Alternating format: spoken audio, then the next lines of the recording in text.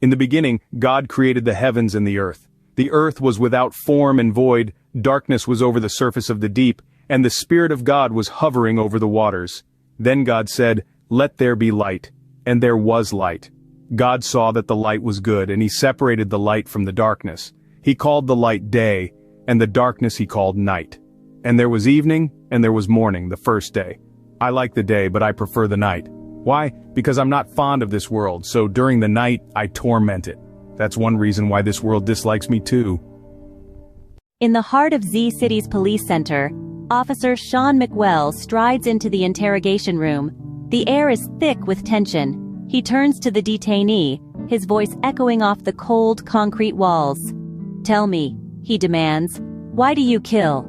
The prisoner, a man with a haunting grin, counters with his own question. The real question is, why don't you kill? McWell is taken aback. "You're sick," he fires back. "There are laws and everyone must abide by them. That's why the system exists. If everyone behaved as you do, the world would be in chaos.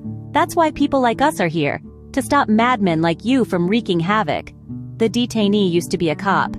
McWell can't fathom how he went from upholding the law to breaking it so brutally. "We've got as much evidence against you as there are videos on the net," he states. "We just need to know where you're keeping Prosecutor Morrison West." Silence hangs heavily in the room before the detainee finally speaks. "Doesn't matter if I tell you, he won't be alive much longer." McWell bolts for the door to alert his fellow officers, but the detainee stops him.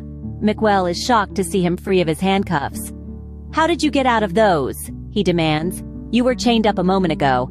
But the detainee offers no answers. Instead, he breaks McWell's arm. The officer screams in pain, the sound muffled by the door, which has been blocked by a chair. The detainee continues, his voice a low growl. "You talked about the system, about cops stopping madmen like me.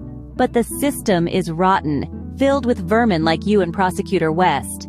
He knows everything. He's been watching for 3 months. He's found all the evidence.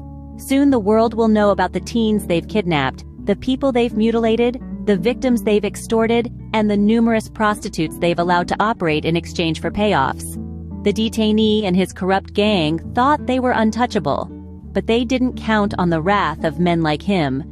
"God is watching, the devil is applauding, and I am judging," he sneers. The commandment says, "Thou shalt not kill." If that's the case, then they're both murderers. "If we're destined for hell, I'd rather it be filled with vermin like you," he declares. "At least then I can take comfort in having sent as many of you there as possible." McWell wanted to know where Prosecutor West is.